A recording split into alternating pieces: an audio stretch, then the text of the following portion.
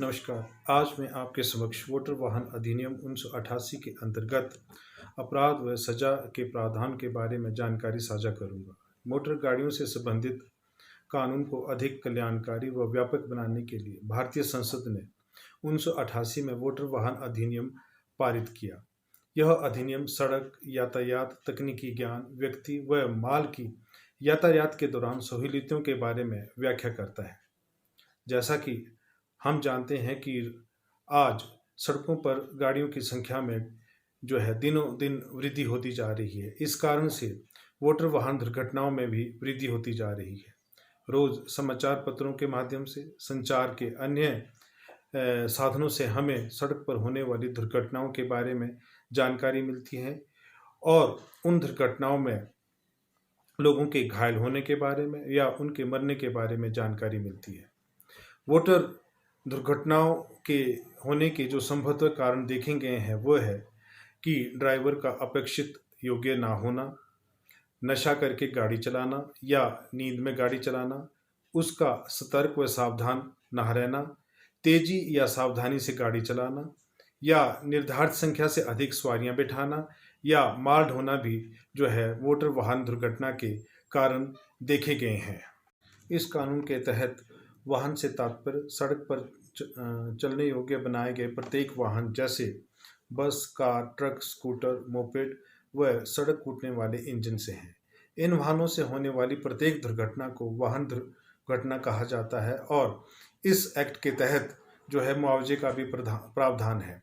अगर कोई दुर्घटना चालक की लापरवाही से होती है तो उसे भारतीय दंड संहिता के प्रावधान के तहत सजा भी हो सकती है।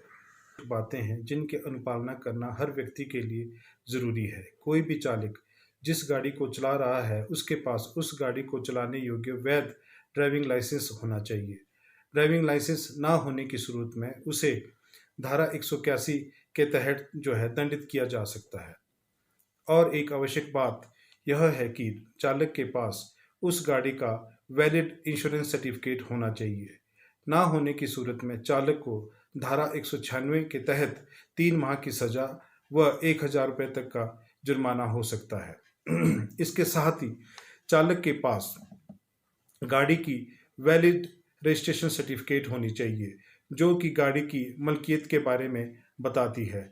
रजिस्ट्रेशन सर्टिफिकेट ना होने की सूरत में चालक को धारा 192 के तहत दंडित किया जा सकता है। किसी भी चालक के पास गाड़ी का फिटनेस सर्टिफिकेट व परमिट होना बहुत ज़रूरी है। ना होने की सूरत में उसको दंडित किया जा सकता है। वाहन को हमेशा वाहन योग्य अधिकृत सड़क पर ही चलाया जाना चाहिए।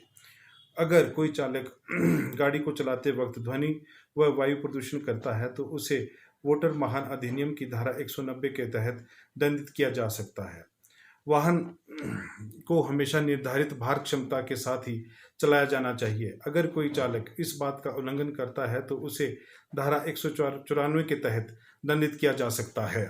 किसी भी गाड़ी में अनधिकृत बदलाव नहीं किया जाना चाहिए, ना ही किसी फ्लैग रोड का इस्तेमाल किया जाना चाहिए।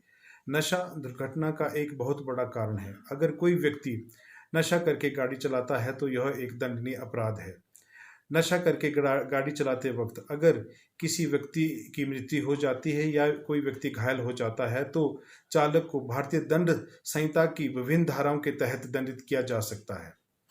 उपरोक्त जितने भी डॉक्यूमेंट्स जो कहे गए हैं जैसे कि driving licence, insurance certificate, registration certificate, अगर किसी चालक के पास ये दस्तावेज नहीं है और ऐसी स्थिति में अगर कोई दुर्घटना हो जाती है तो उस स्थिति में घायलों को या मृतक के परिवारों को मुआवजा देने की जिम्मेवारी गाड़ी के मालिक की होगी।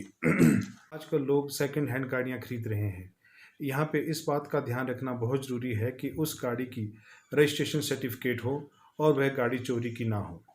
इसके अलावा ड्राइविंग करते वक्त चालक को सीट बेल्ट का बांधना जरूरी है और हेलमेट का पहनना भी जरूरी है। अगर वह इन शर्तों को पूरा नहीं करता है तो उसे मोटर वाहन अधिनियम की धारा 177 के तहत दंडित किया जा सकता है। उम्मीद है कि आप उपरोक्त कही गई बातों को ध्यान में रखते हुए अपनी गाड़ी चलाएंगे। धन्यवाद।